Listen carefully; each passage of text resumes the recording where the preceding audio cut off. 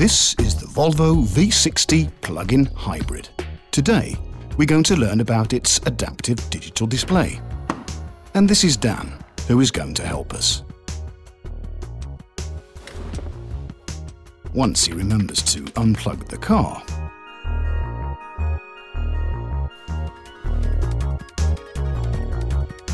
hopefully, you've already seen the first adaptive digital display film starring Anders, who is currently on holiday in some exotic location. But Dan is going to pick up where Anders left off. Aren't you, Dan?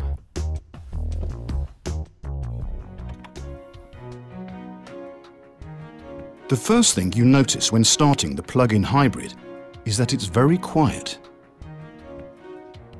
But as soon as you see the speedometer, it's ready to drive.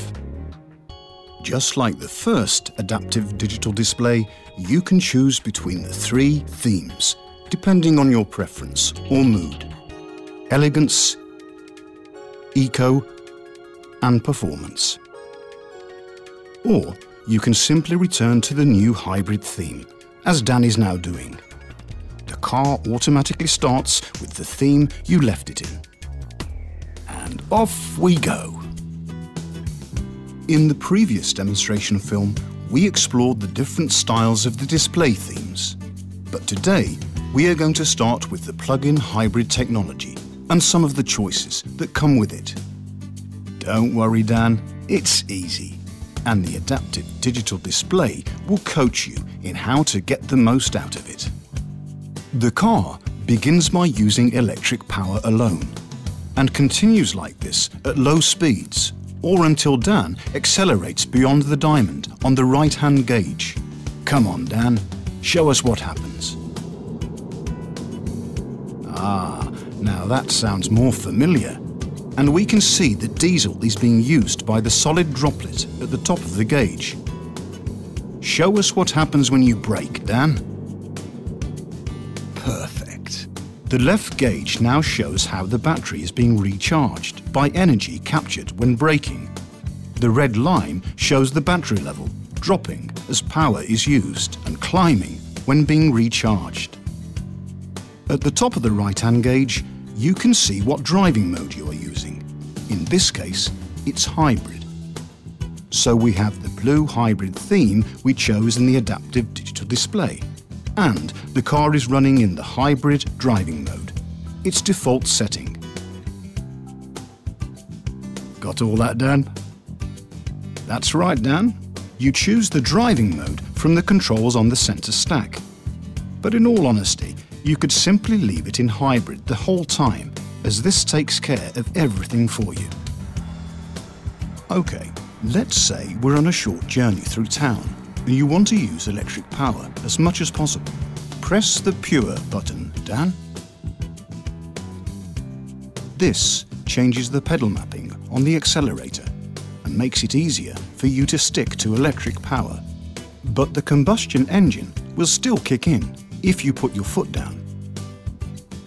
Yes, I thought you'd like to try that one.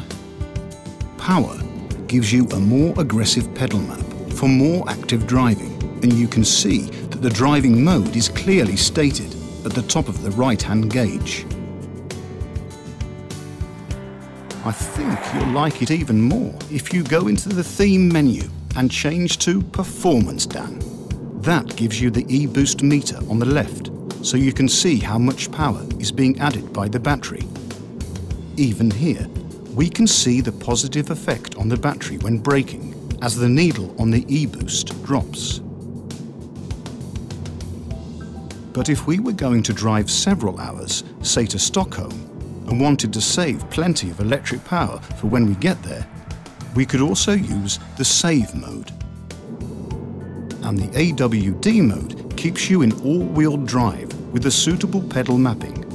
But the all-wheel drive comes in when you need it, even in hybrid. So, now you can see how the adaptive digital display gives you a crystal clear picture of what the plug-in hybrid technology is doing. In practice, this means you have even greater opportunity to adapt the car to your needs and desires, because you can choose any theme to display your information for any of the drive modes. That's right, Dan. Eco, for when you're in pursuit of the most economical driving. And elegance, which is now even more minimalistic and restful to the eye. And of course, the designated hybrid theme. Ah, look, we're back at the training centre. Perfect timing, Dan.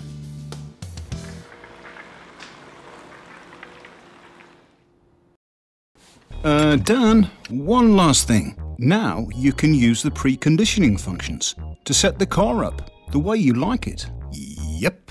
First you choose outdoor or indoor parking. The outdoor option uses a fuel-operated heater, while the indoor option uses electricity. Then, of course, the time for when you want your car preconditioned. As it's a bit chilly here in Sweden at the moment, the car will in this case be heated at 7 AM tomorrow. If we had been somewhere nice and hot, the car would have been cooled instead. Thanks for giving us a great demo, Dan. Thank you.